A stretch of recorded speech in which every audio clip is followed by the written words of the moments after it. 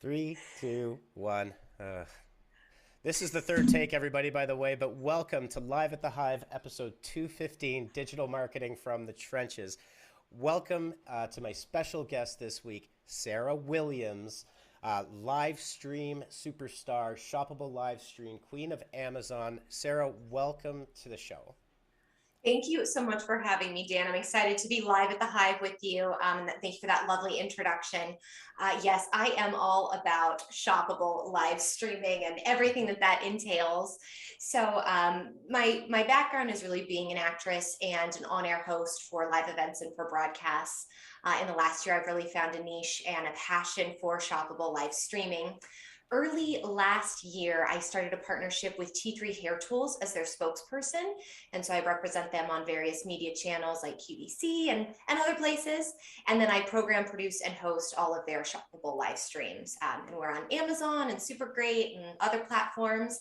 And Dan, I was just looking through like the dates and some previous streams. My first official live stream on Amazon was February 12th last year. So almost an entire year. And I've done over 100 streams this year. That's amazing. So you're Not bored wild. is what you're saying, right? You got a lot of time on your hands? I'm so bored. I just don't have enough to do, yeah, not, not That's quite, awesome. I Well, wish. we actually encountered our own set of technical issues, and we are recording this via Zoom. So I think, we'll probably dive into that a little bit when we talk about what it takes to live stream, the technical side of things, and maybe how our audience, who may not have all the tools of a studio, but maybe some of the ways they can get started with their e-commerce. But maybe let's just start with, I think, at least from my perspective, I think Amazon Live is there. It's not as upfront as you might expect, but how does Amazon Live work? What is it? And in your context, what are some of the things that you're doing right now in terms of the show and the format? Yeah, that's a great question. So I was actually talking with someone who is a former producer at Amazon Live, and she helped to build up that program like over a decade ago. So it's been around for a long time, which I had no idea.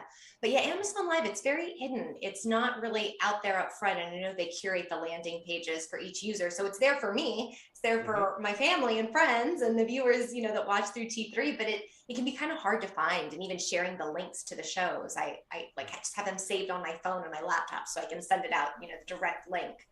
But it is a really neat idea, and it's a neat platform. For brands, what can be great about Amazon Live is it's very self-service, much like the entire platform of Amazon.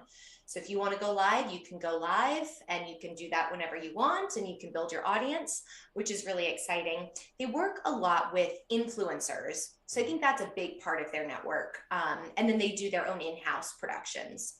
Right, One of the right. challenges with Amazon I found is just because it's such a big company and because it is self-service, it can be hard to get that, like, what are the best practices you're recommending and how can you support it and how can we drive traffic? There don't seem to be a whole lot of mechanisms for that, but it's a great place to start. Well, yeah, absolutely. And for those people watching that may not know, when Amazon acquired Twitch.tv back in 2016 or 17, I believe it was, one of the things was Amazon wanting to get into obviously the live streaming and the video game side, but to service obviously the Amazon marketplace from a larger level. And I think, my personal opinion, and this is totally unscientific, I have absolutely nobody on the inside of Amazon to say this. But I think that, just like we're seeing with everything, with Instagram, with TikTok, with YouTube Live, live video and streamed video is really the future. It's just growing at this amazing pace. So, where's somewhere that someone would start if they say, no, you know what, I don't want to do Amazon Live, but what about, like, where are the channels to start, and what are some advice that you can give to maybe a small e-com owner that's looking to grow and maybe engage their Yeah. audience? Yeah, absolutely. I'll just say too, and to your point that, it's growing so much and live selling is here. It's really blending that brick and mortar and .com experience. You get like that, product specialist that you can ask direct questions to, but you're still shopping from your computer or phone, which is great. Yeah. So consumers love it, and it's great for brands because we get to tell a brand story and, do further product education. So if you're thinking about starting, and you're just wondering about which platforms, do some dabbling. If you have Shopify, there's a direct integration into Instagram, so that can be a really nice place to start. And don't be afraid to start small. Like I said, I've done 100 streams this year. That's a lot. Yep. But it takes a minute to build an audience, and it takes a minute to kind of figure out what works for your brand and for your product. So, don't be afraid to start and have it be, maybe it's not perfect, or maybe you feel like it's kind of crappy the first couple times. It's Yeah. fine. We have all been there.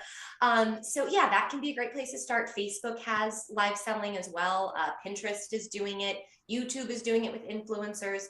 There's also a lot of white label software systems that you can integrate into your website, so you can live stream from your direct ecom site, which I think is highly beneficial just from a traffic perspective and, having your own sales. Yep. But that requires a bit of an investment, so it just depends on kind of where you're at. If you're just going to test it out, I would do it on one of the social platforms or Amazon. Yeah, for sure, for sure. And we deal with large brands with very large Shopify stores, and smaller brands just starting out, the startup, maybe the solopreneur. And Yeah. I think one of the things that's really great, from the live streaming perspective, like this show, for example, we do not have a huge audience, but we do have a very engaged audience. And to me, that matters more than hitting. I mean, obviously, I'd love to be Joe Rogan, maybe not in the last week or so, but I'd love to be that number. I'd love to have that Yep. size.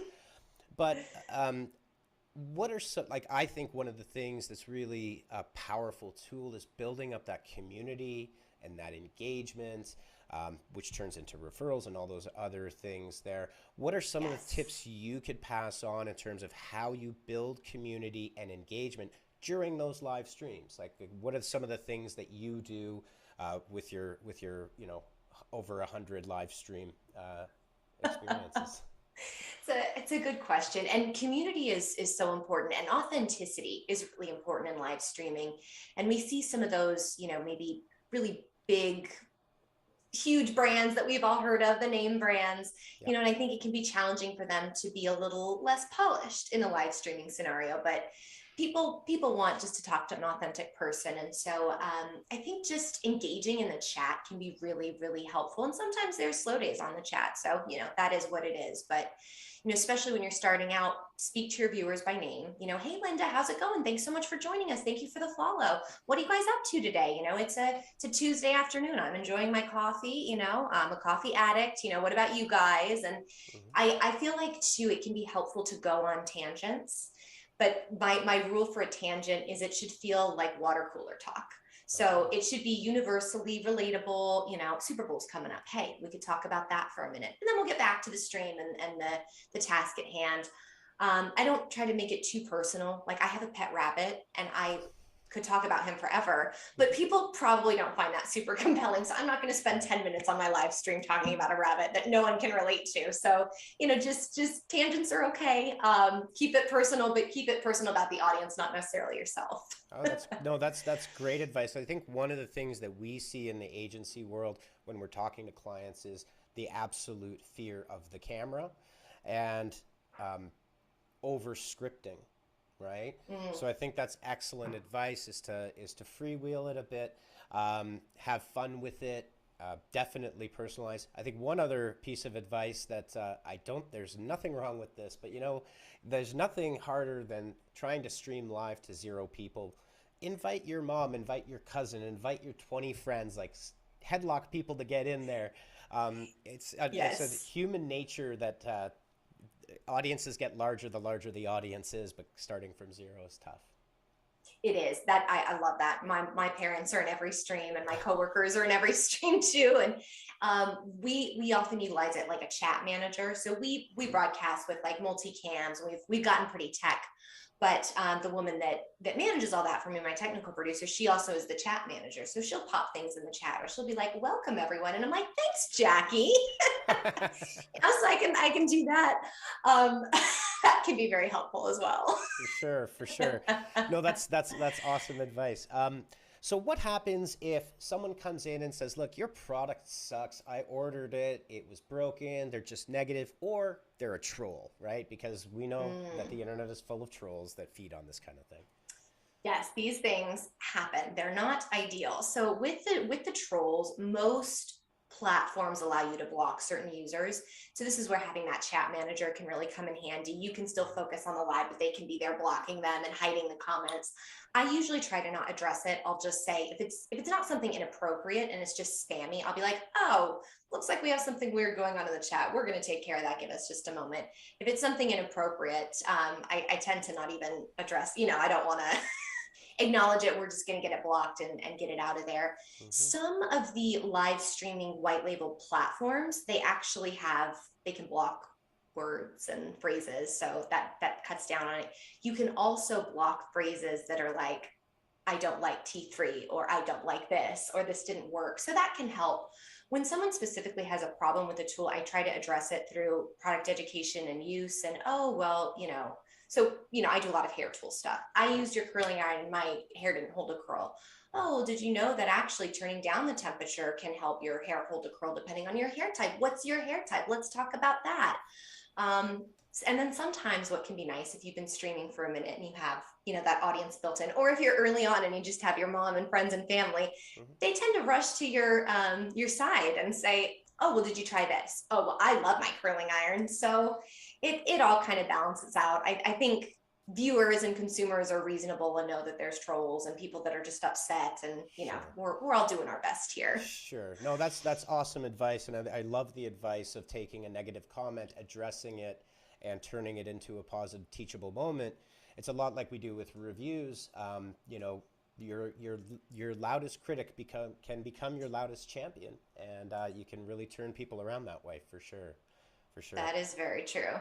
Cool. Yes, it is. It's tough to deal with at Reviews. first, but you just roll with it. I think that's one of the biggest pieces of advice for business owners and for brands is, especially on social, is don't be afraid to be organic, like to have mistakes happen, to have these things, because you're going to catch your stride, and the only way you're ever going to catch your stride is if you continue to do it, right? It's the age old adage Yeah. says you just got to start. You just got to start. Yeah, crawl, walk, run, approach. That is totally fine. Yeah.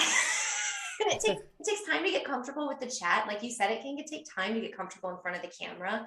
One of the things that I think is just helpful in this space is that, through the pandemic, we've all lived through this virtual world, and many of us are still very much in that daily. And, Hmm. "Oh, can you hear me? Oh, is my screen sharing? Oh, my internet bleeped out." Like, it's Yep. so relatable. "Oh, someone's at the door." Like, that happened to me in one of my first streams. A delivery came and they wouldn't stop knocking. And so I had to like get up and leave and be like, "Hey." But everyone kind of laughs and we all get it. And if anything, it makes you more relatable. So those can be some really special moments, in fact, when they come up. For sure, for sure. I'm a big believer, especially, Shopify has been the best and the worst thing that's ever happened to e-commerce. As an example, it's made e-commerce super accessible. There's millions and millions of Shopify stores. How do you see video working into? So you've got the live video side of things where you're Mhm. going live um, at a regularly scheduled time. And actually, just to go down that little rabbit hole, Yeah. what's your advice on a schedule? Like what's the best way to start, and how flexible or how rigid should you be? I try to keep it very rigid. And I started with once a week. So I started with Tuesday, or no, we started with Fridays at 3 p.m. Pacific time. That just we knew on QVC that was a good time, like Friday evenings, and it was like a Friday party. Now looking back, I'm like, "Oh, it would have been nice if I made that a Thursday so I could take more Fridays off." But so think about what's reasonable for you, and also think about, who you're trying to reach and when they're going to be available to watch a live stream. But Hmm. I do think it's important to be there, consistently. And if you're taking, a day off or a break for a holiday or whatever, and I certainly do that, I try to announce it a couple weeks in advance, and don't forget, we'll be back. And the following week, we're going to be talking about this. And, I think if I were a viewer and I was expecting a show to come on and then it just wasn't there half the time, I probably would stop watching it, you know? Yeah. So you kind of got to stick to it, but you can also be the kind of live streamer that just goes live at key moments, like at a launch or a flash sale. So, you know, you can plan your programming based on whatever your live streaming goals really are. And they can be sales related, they can be community building, they can be product education. There's a lot of ways you can utilize it. Yeah, no, that's great advice, and in fact, talking about lives, some of the advice we give, because there are people in professional services, for example, that say, well, you know, who's going to watch a live with me? And my response is typically, you'll forget more in one day than your clients will ever know about that field, right? Yeah. That people are constantly looking for answers to questions. So yeah, like a Q&A stream, a product feature, find 20 answer or 20 questions you commonly get, and you can, you know, you can address those to fill in some of that content, and make it repurposable into other areas of your site. Do you have any Yes. thoughts or advice on how you've got all this great content? We're going to get, you know, 45 minutes to an hour out of this. How do you look at repurposing your content? Do you repurpose it, and where, when, and how would you do that?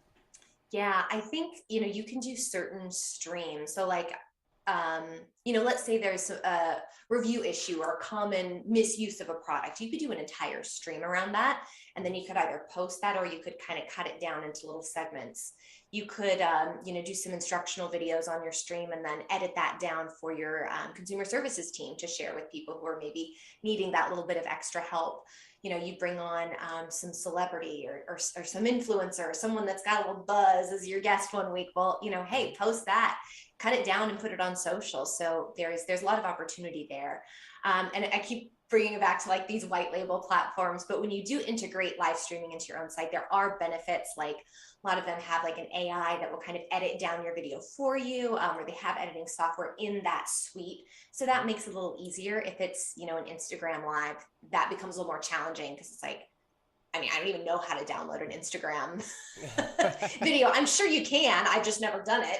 And then, you know, you might have to, then it'd be on your phone. And then, okay, now I'm going to, you know, we transfer it to my laptop and now let me edit it. So that could, you know, maybe in that instance, you can just let that live live. But if you're producing an hour of content every week, yeah, why the heck wouldn't you repurpose it when you can? Yeah, Absolutely. yeah, for sure. And for e-commerce shop owners, you know, product page videos are extremely powerful. Yeah. They help increase conversion rates and engagement rates, and ultimately sales if you can see, feel, and touch it at least a little bit more. Yeah, let's talk a little bit about some of the platforms. Like just as an example, we actually don't go live on Instagram Live, and it's mainly because, and just for our audience, we use different softwares to enable our live. We can connect. We use things like OBS Studio and Restream and a whole variety of tools. But the platforms themselves have to allow us to connect to them. TikTok and Instagram don't allow that right now, at least as it stands. But YouTube, Facebook, and the other major platforms like Vimeo has a live streaming option as well. Um, Oh, interesting. and Yeah, that kind of makes thing. sense. It gets pricey a little bit. Ah.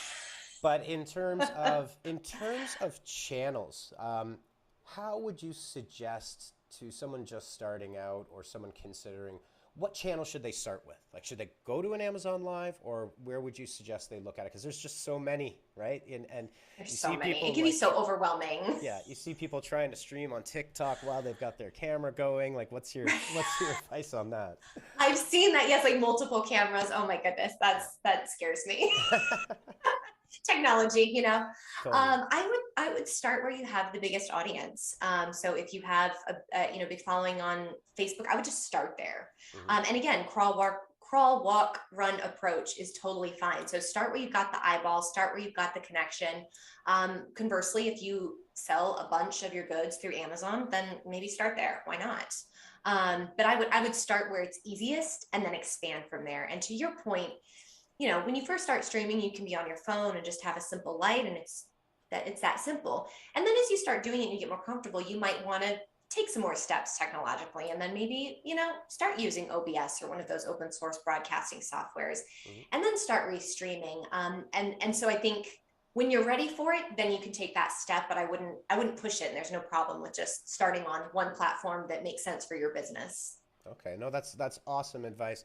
So you've got all sorts of experience and knowledge to share with everybody, but I'm really interested to hear like what are some of the challenges that you face when as an on-air host, um, and how do you deal with those challenges? Because I think that's really for a brand or for an individual, whatever.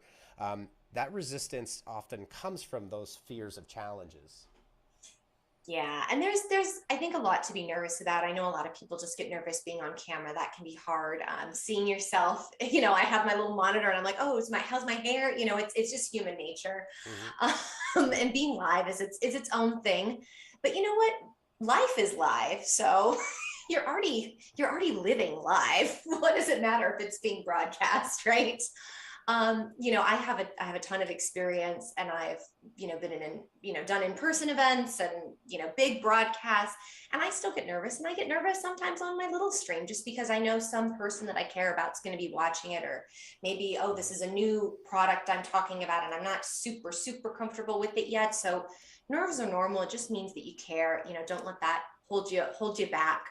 I think some of the challenges for me really revolve around technology. And so when I first started live streaming, it was all very much self-taught. And, I had a lot of friends and still do, that are in entertainment and independent filmmakers. And, so they helped me a lot. But there's just challenges that are going to come up. For one, this is so random, but I feel like it's interesting. So Random is I like great. to, yeah, I Yeah. like to stream from a DSLR, which is a high def cinema type of camera. You can buy a really nice used one for like $500 on eBay, or from some camera store.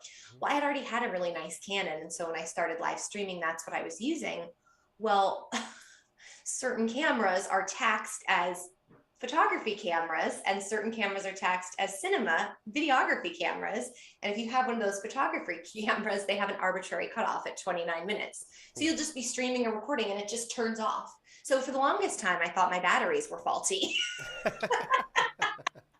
Then I did some hard digging and Googling. So, yeah, I mean, but yeah, it's part of it. And I think that's part of the fun too. You kind of can learn as you go. And because live streaming's so new, our audience and everyone's very forgiving with it. Hmm. We just want to explore with you. Yeah, no, I couldn't agree more. And I think the authenticity goes a long, long way in a super saturated world where, you're on Amazon, you're on e-commerce, they're like you're all over the place. And having that human connection is a super powerful side of things. I think one of the things Yes. too with, having a few years under my belt in this world as well is um, don't get overly crazy on the tech side. Like don't try to build out a wily coyote machine if you're not comfortable with it, because Yes. it can go wrong. It will go wrong. And just for our listeners and viewers today, like you should feel good about it. I've got like several years. Sarah's got hundreds of streams under her belt. We had to pivot into Zoom. We're recording this on Zoom, and now it's going onto all of our channels live. But we were jumping around. Restream Studio wasn't working. We're just having fun with it. We came up with a solution, and off we go. Right. So just let it flow, and don't let it get you down, and don't let it Yes. fluster you. Yeah. Yes. Yeah. And once you have 100 streams under your belt, you'll laugh about the time that, your computer kept dying or whatever it was. Those Yeah. become fun stories. Yeah, they do. And that's a really good point from a content perspective is we do every year at the end of the year, we put together our blooper reel and publish that. And it always gets a few laughs and gets a lot of engagement. So yeah, again, you're creating all this content, like keep using that content, even if it's something that did not quite work out for you. It can also become like a recurring theme. Hmm. So we have a joke on my streams is the daily drop, because for a while and I was moving, and so I was just kind of mobile with my streaming setup, and I had a little janky table that I would put things on, and I would always too much, something would always drop, or it'd slip out of my hands, or my headphone would slip out as I'm doing my hair. Oh, daily drop at 11:01 a.m. That's became awesome. a laughing point. Yep. Yeah. Yeah, no, that's really great. That's really great. Um, so I think brands and especially small businesses are having a tough time. Blah, that did not come out smoothly at all. That's okay. That could go on the blooper reel. Yeah, See there it? you go. There you go. We got content for years on the blooper reel around here. Perfect. I think the term influencer is really thrown around today as kind of encompassing a whole bunch of different things. But in your mind, what's the distinction between someone doing live streaming versus being an influencer? And what are those, what are the distinctions and what does it all mean? This is one of my favorite topics to cover. It's very nuanced, but I'm very passionate about it. So generally when we think about an influencer, and as you say, influencer has almost become a catch-all phrase for anyone that creates content or is on camera. And I feel like we need to like drill into what an actual influencer is and kind of go back to that original definition, which is someone who's creating, highly edited, highly curated content, and it's supposed to feel like UGC. Hmm. That's really what an influencer is doing. And that's an invaluable type of content. Working with great influencers can of course drive traffic and generate brand awareness for you. So those are great people to utilize in your business. When it comes to live streaming, there's two skills that someone should really have if they're going to be on camera as a live streamer. The first is comfortable live and on camera, which you can get to that point. But a lot of influencers are doing edited, curated content, so they're not necessarily, but those are two separate skills. So just because someone's a good influencer on Instagram doesn't necessarily mean they're going to be a successful live streamer. The other thing is you want whoever's hosting your live streams to be an absolute product and brand expert. Questions might come up that you might not know the answer to, and that's fine. You can have your chat manager help you and work through that answer. But if people are asking really simple questions and your host can't really answer them, then it's like, well, what was the point of the live stream then, right? Just make a cute video and play that. So I like to think of influencers in a more traditional sense. You're like Instagram, TikTok, Facebook, YouTube influencers. Hmm. And then I like to think of live stream hosts as something separate. What we are seeing as live streaming is growing is there are now live stream influencers. So obviously those people are great at product education and being live. So if you want to kind of outsource that talent, you certainly can. But we see a lot of success with founders going live. I mean, look at you own the business, you go live, you host it, and people love to hear from you. If you have kind of a more medium-sized or bigger company, you can utilize sales agents. I mean, salespeople love to talk, put That's them on it. very They know your true. products. Yeah. So you don't necessarily have to outsource it and pay someone a fee to live stream for you, especially as you're starting out. That's amazing advice because we are constantly asked about, hey, let's do an influencer program. And one of the challenges with influencers these days, you got to be really careful about how you develop a relationship with an influencer and what it means. From what we've seen, from experience, one or two posts from an influencer will not move the needle on a consistent, ongoing basis.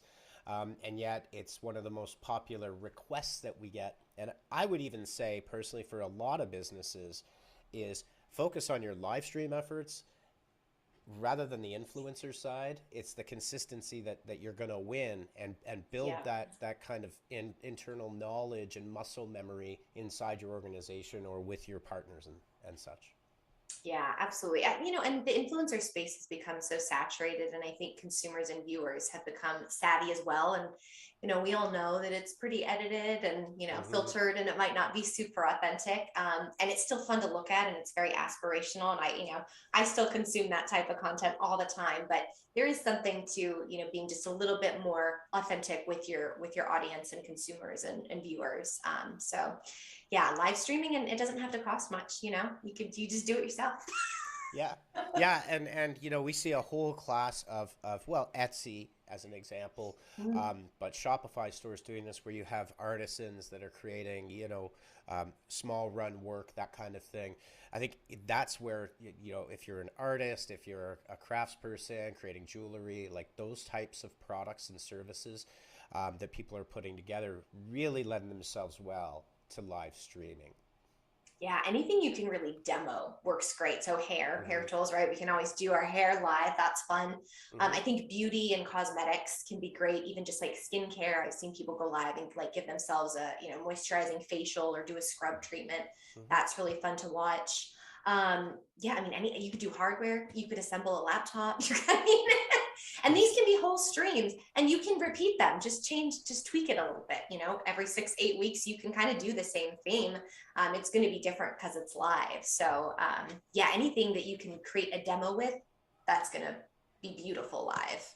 Yeah, and that's great because you can turn that into asynchronous content afterwards. And you mentioned the sales team, but sharing these live streams with the sales team when they're talking to people, depending on the model of the business, is a really powerful way to for the sales team to engage. And look, the traditional rift between sales and marketing in a lot of businesses can be that gap can be bridged by Bridged. some of this stuff. Yeah. Yes. The battle rages on. Yes, yes. Um, so, in terms of growing a live stream, do you have any tips? So, if someone's starting out, they're growing at a certain pace, what are some things that they can do to help grow that stream? Like, what are some tips you could give to our audience? Yeah, I think it depends on the channel that you're on to an extent. But I think continuing to be consistent with your live streaming times in general is going to help because then people are going to know where they can find you. Um, you know, the last statistic that I heard was 35% of, people in North America have heard of and understand what a shoppable live stream is. You might think that's kind of small, but then you have other statistics like by 2026, in 4 years, 20% of all digital sales will be made through shoppable live streams. Revenue from shoppable live streams is going to increase 50% or more this year compared to last year. So it's got this really long runway. So I think at this moment in time, if you're going to start live streaming, educating your consumers about what it is they're going to see. So, I'll do an Instagram post to promote, the show. And, it's something like, I'm about to go live. I'm going to, do this hair tutorial with hot rollers. Join me there. You can shop all of the T3 products you see. We're going to offer a discount. That's best practice too. Offer a nice little discount to drive conversion during that sale. And, join me in the chat. I want to hear from you. You can ask your questions. We're going to have a stylist there as well. So really let them know what they're going to see and what the value add is for them. Because if you're just like, hey, we're hosting a Shoppable live stream at 2 p.m., I think some Yeah. people might be like, oh, okay, I don't know what that is. Yeah. And why? What's in it for me, right? Yeah, Yeah. good for you. Exactly. I love the advice of in your case having a stylist on, but I think that leads into collaborating, and we suggest this with all of our clients across the board. And sometimes in a hair product it might be a stylist, but just as an example, if you have a tea shop and you sell tea, find someone in your network that has a bakery, right? And Yes. these complementary businesses and services, because collaborations are a fantastic way to grow and add so much value.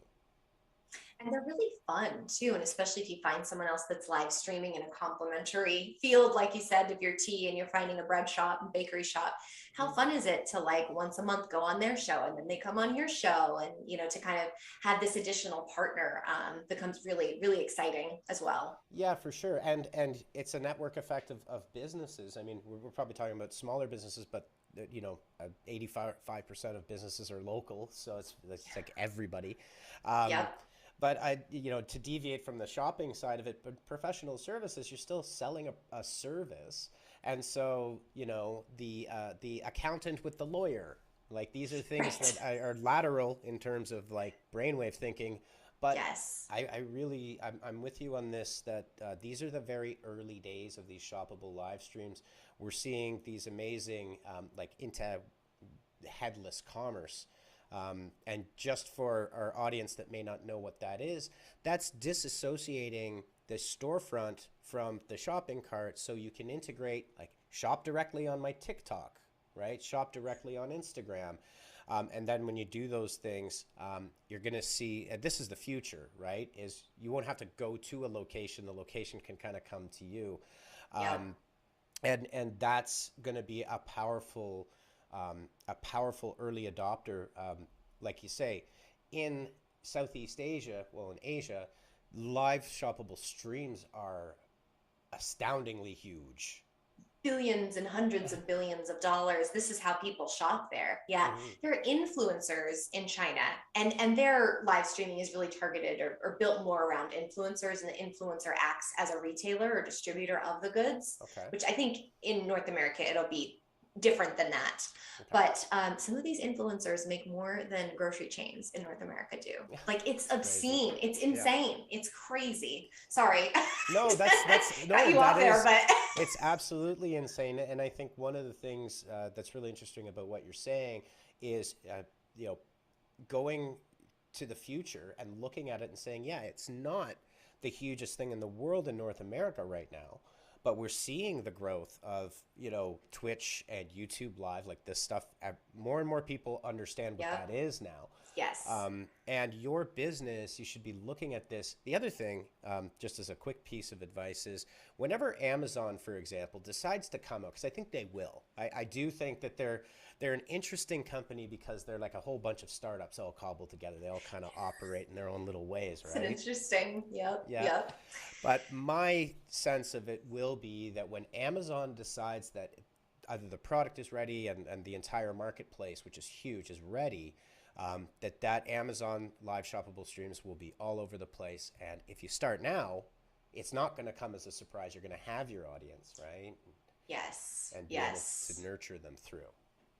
And Um, the way Amazon works too, just which is kind of fun, they have the landing page and that's algorithmic. So you don't quite know where you're going to appear, where your live stream is going to show up. But when you've put your products in the product carousel and you click on that product when you're live, so I'm in this little creator app and I click it, mhm. now my live stream shows up on that PDP. Oh, very cool. So that's kind of neat too. So you're, if someone's shopping your brand or your products, they will see the live stream when you're live. So Hmm. that's kind of a fun tie-in. But you're absolutely right. It's coming and it's going to be big. I mean, other than the metaverse, which hey, who knows where that's going to go? I Hmm. don't know of anything else that really blends that brick and mortar and e-commerce experience so seamlessly. And I think that's what people are craving. Yeah, absolutely. That's an excellent point because we're starting to see, obviously we go from lockdown to opened up to lockdown to opened up these days, and who knows how Yeah. long that's going to go on. Um, but as a bridge, so if I had a Shopify store, and I'll just use Shopify, I know there's tons of others, but Yep. Shopify kind of is the elephant in the We all room, the know what most it common. is. We all know what it is. If I were a business owner, said, yeah, okay, Sarah, but I'm not on Amazon, or we're on Amazon, but it's like an FBA style. You know, we have like 4 listings or whatever. Yeah. What platform would you suggest if I had a Shopify store, but I was interested in a live shoppable stream? What platform would you suggest that I could put onto my Shopify site to get started with this? Yeah. There's a lot of options and there's a lot of really great options. I think at the end of the day, creating the shopification of video, is that a word? I don't know. Yes, It it is is. it is now. I don't think that software is so hard to create. So you should think about what is important to you. Hmm. So Bamboozer is a live stream white label platform. They've been around forever. They started in Europe. They're available in most international markets. They don't touch the customer data. So that stays all you. So for businesses, they immensely care about that. That can be a great option. Smartser is really interesting. They have a really beautiful interface. So if you're more of like a luxury brand, that could be really interesting. Firework is my personal favorite. Their leadership and executive team has just an unbelievable background in kind of tech and the live spaces, and the things that they're doing are really impressive. And if you're a small business, they just got a grant or funding from American Express. I don't remember the amount, but it was tens of millions to bring shoppable live streaming to small businesses. So I'm sure they're going to be starting some initiatives there, but they're just, I won't explain this as well, Dan, but maybe you can fill in the blank for me. I don't necessarily know all the marketing terms and lingo, but Sure. something about once videos are able to be searchable through search engines like Google, Hmm. there's like a patent or the way that Firework creates their videos that will become searchable. So as soon as that functionality launches, your videos will then be searchable. Okay, so yeah, they're going to add in metadata and structured data to be revealed in search, and that's That's what it is. yeah. So that's awesome advice. Those 3 platforms are definitely things to check out. I think one of the things too that a business could do is with your shoppable live streams, whatever platform you decide to use and however you decide to realize it is, you can repurpose your shoppable live stream. And this is a tip for on the search engine optimization side, and specifically on YouTube, because Google says they index everybody's videos and they're just as searchable, but we all know that when we search videos on, it's like 99.99% YouTube in the Google search engine. But Yes. just one quick tip for all you folks out there is you'll have this shoppable live stream, and let's say it's an hour long. Don't just take that YouTube and don't take that video and just import it into YouTube and call it a day. It's better. You can have YouTube shorts, right? So if you've got a 1 minute clip that's really good, but based on a specific question or specific product or specific product feature that people will search up, you cut those up and put them into your YouTube library, because as people search for those, they'll show you, you can leapfrog extremely competitive search terms because it's a YouTube video and not your website, just as an example. So Interesting. And so it's the title of the YouTube video itself. that's right. Yeah. Huh. Yeah, like, so for example, like a good one, you mentioned the hair curling, like what temperature should I set my, I'm gonna mangle this, Yeah. but the best temperature setting to curl my hair, right? Yeah. Yeah. And that would probably be very competitive from a website perspective, but an optimized YouTube video, Google just says, hey, that's a good YouTube video. Boom, you just leapfrogged all these other big brands there because it's on YouTube. So Interesting. Oh, you've got all the secrets, Dan. little tricks that we learn over the years, my friend. Tricks Little of tricks. trade. It is. And like I think that's another important thing too, is like how much have you learned in the 100+ episodes that you've been going live? It's got to be just too much to even describe, I would imagine.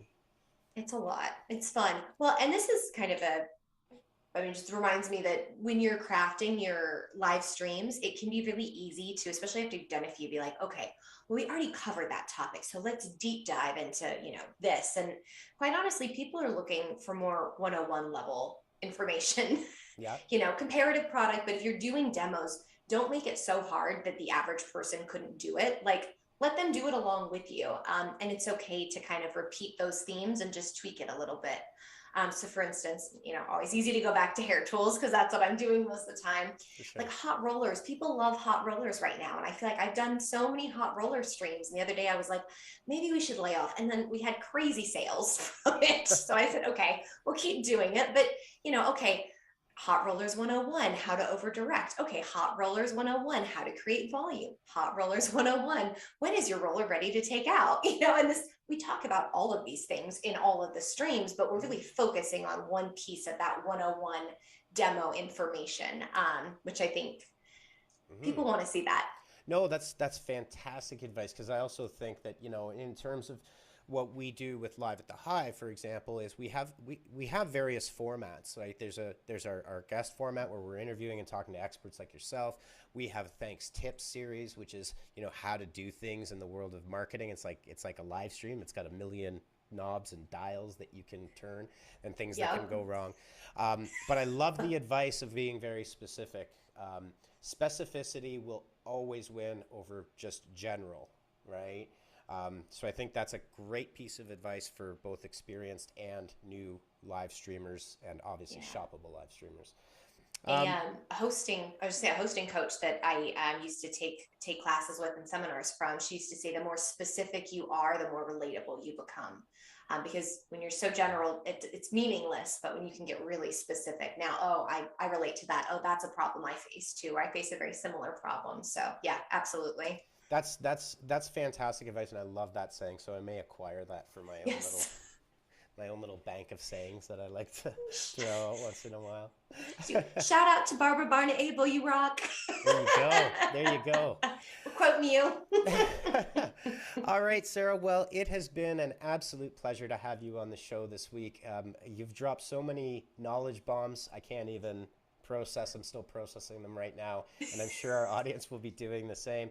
For everybody that's watching, this is a recorded live, but we will be monitoring the chat live. We will be there on Friday or here, I guess, there, back Here, to the there, future, everywhere in the everywhere. stream. I feel like we're living in the metaverse right now as it is. We don't need to build another one. Yeah, exactly. Just need your cameras. That's That's it. That's all.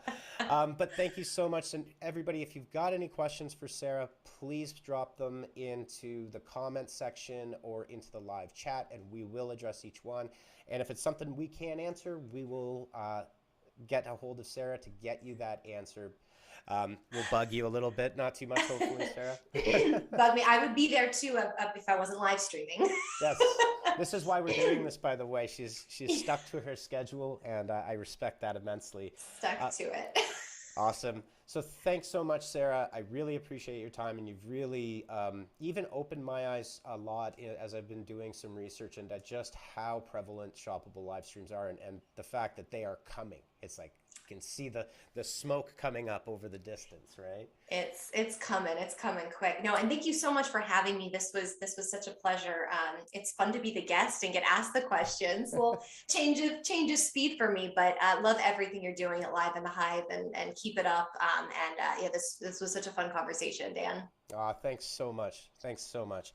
All right, everybody. So that wraps up episode 215 of Live at the Hive Digital Marketing from the Trenches. We will see you next week, same B time, same B channel.